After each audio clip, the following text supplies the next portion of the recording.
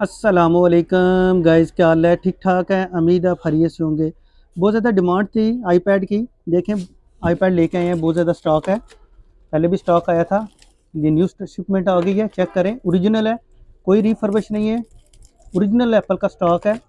तो इसकी जो हम प्राइस कर देंगे वो भी बहुत ही चीप प्राइस होगी, पूरे पाकिस्तान में नहीं आपको मिलेगी ये रेट।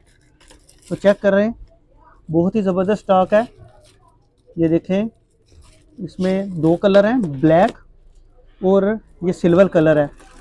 तो इसकी प्राइस जो है वो आपको मिल जाएगी 10,000 रुपये में मिलेगी। ओरिजिनल है, रीफर्बिश की गारंटी है, रीफर्बिश स्टॉक नहीं होगा।